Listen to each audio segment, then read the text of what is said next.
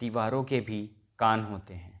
ये बात तो शायद आपने सुनी ही होगी, लेकिन ये बात शायद हमारे देश के मीडिया कर्मियों ने नहीं सुनी थी। इसी कारण कुछ लोगों की बातें लीक हो गई।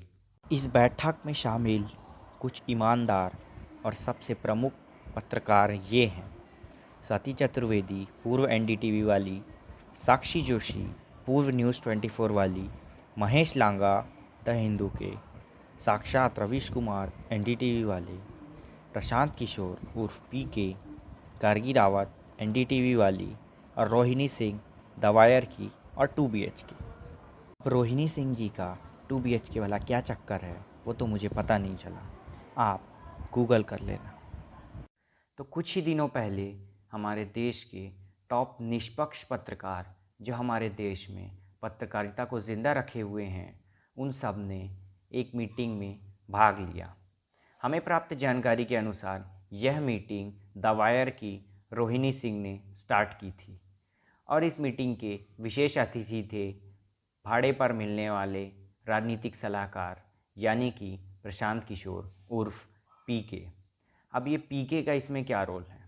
अब प्रशांत किशोर ममता दीदी के राजनीतिक सलाहकार हैं और वो इस टाइम ममता दीदी की सत्ता को तिलांजलि देने का काम कर रहे हैं। अभी तक तो सब कुछ अच्छा चल रहा था, हंसी मजाक के साथ सवाल पूछे जा रहे थे और उनके जवाब दिए जा रहे थे, लेकिन ये हंसी तब तक ही सीमित थी जब तक कि हमारे देश के निष्पक्ष पत्रकारों को यह चीज़ का एहसास हुआ कि ग्रुप की प्राइवेसी सेटिंग्स को हम प्राइवेट करना ही भूल गए हैं और वह पब्लिक रह गई है। यानी कि आकाशवाणी की तरह इसका भी लाइव प्रसारण हो रहा होगा। और यह मीटिंग रात को 11 बजे की गई थी और आधी रात को ही यह खबर जंगल में आग की तरह फैल गई।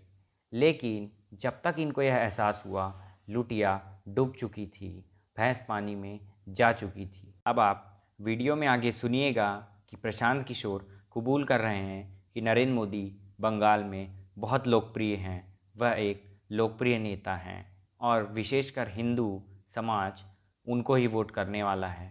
यानी कि यहीं पर शुरू हो गया ध्रुवीकरण की राजनीति। चीज आप देखें कि बंगाल में मोदी इज, पहले तो एक बात है कि मोदी का एक कल्ट है जो कि बन गया है पूरे देश में, जो कि द डिग्री कुड वेरी, लेकिन 10%, 15%, 20%, 25% ऐसे लोग हैं जिसको मोदी में भगवान दिखता है। चाहे सही दिखे गलत दिखे वो एक अलग बहस का मुद्दा हो सकता है। अब ऑडियो में पीके कह रहे हैं कि हिंदुओं की इस एकता और मोदी की लोकप्रियता के पीछे एक ही कारण है, जो कि हैं बंगाल पर राज करने वाली सारी पार्टियां। पिछले 70 साल से जिस भी पार्टी ने बंगाल में राज किया, चाहे कम्युनिस्ट पार्टी, चाहे दीदी, चाहे कांग्रेस, सब ने एक विशेष माइनॉरिटी ग्रुप की ओर ज़्यादा फोकस किया, जिसके चलते हिंदू नाराज़ हो गए और वो एक साइड चले गए। जो मेजर जो प्रॉब्लम है which we have to accept कि 20 ईयर से there has been blatant effort and everything has been done to appease the minority. अब आप बंगाल को उठाकर देख लीजिए, पॉलिटिक्स का यहाँ एक लाइन का सिंपल फलसफा ये रहा है कि जिसको मुसलमान वोट करेगा वो सरकार बनाएगा।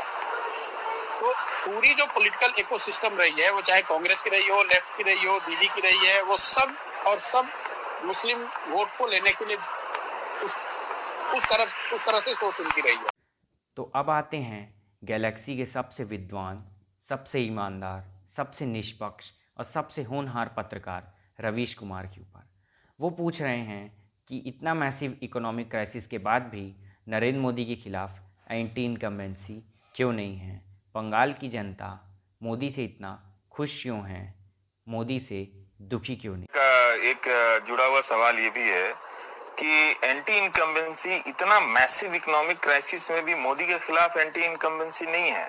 इन विद्वान को शायद मैग्सेसे अवार्ड वाले बताना भूल गए कि बंगाल में सरकार ममता बनर्जी की है और अगर बंगाल में कानून व्यवस्था चरमराई हुई है, बंगाल में रोजगार नहीं है, बंगाल में पानी की समस्या है, तो उसकी जिम्मेदार ममता बनर्जी हैं, ना कि नरेंद्र मोदी।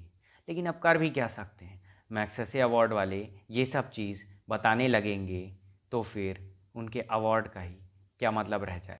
अभी तक तो सब पत्रकार एकदम हाई लेवल के सवाल पूछ रहे थे, लेकिन सबसे अच्छा सवाल पूछा साक्षी जोशी जी ने। वो पूछती हैं कि ममता बनर्जी सूसू करने कब जाती है। मजाक लग रहा है आपको? आइए देखते हैं वीडियो में। देख रही हूँ वहाँ पे वो हेलीकॉप्टर से उतरती हैं, वो स्टेज पर जाती हैं, वो वहां पर कम से कम 1 घंटा बोलती हैं, फिर वो हेलीकॉप्टर पे चढ़ जाती है, फिर वो दूसरी जगह पे जाती हैं, फिर वहां पे उतरती हैं। When is she going to the washroom, when is she going for herself? I mean मेरा ये सवाल है, क्योंकि मैं तब से सोच रही हूँ कि हम लोग जाते हैं, हमको 2 घंटे के अंदर इतने हीट है, इतना हम पानी पी रहे हैं, हमको कहीं ना कहीं जाना होता है। I've never seen her taking any break.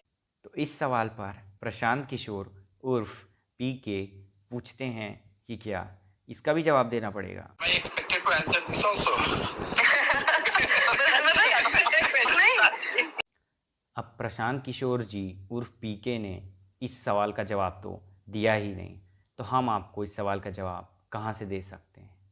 लेकिन मेरे हाथ एक फ़ोटो लगी है जो कि किसी शरारती व्यक्ति ने खींच ली थी। हमारे गुप्त सूत्रों की बात माने तो यह व्यक्ति बंगाल के शिक्षा मंत्री हैं। इसको किसी शरारती व्यक्ति ने सोशल मीडिया पर ट्वीट करते हुए यह लिखा है कि बंगाल के शिक्षा मंत्री सूसू करने के लिए कहाँ पर जाते हैं वो देख लीजिए। दावा किया जा रहा है कि ये बंगाल के शिक्षा मंत्री पार्थ चैटर्जी हैं, लेकिन मैं ऐसी अफवाहों पर यकीन नहीं करता। आप भी मत कीजिए। जाते जाते आपको एक और फैक्ट की बात बता देते हैं। यह मीटिंग जिस ऐप में हुई थी, क्लब हाउस, वह सिर्फ आईफोन में ही चलाया जा सकता है, हमारे आपके एंड्रॉयड फ़ोन में नहीं चलाया जा सकता। अब कुछ पत्रकार इनमें से कहते हैं कि हम आम आदमी के पत्रकार हैं। अब आप समझ गए होंगे कौन आम आदमी है और कौन क्या। और आईफोन के एक मॉडल की कीमत तो आप जान ही रहे होंगे कि वो कितना सस्ता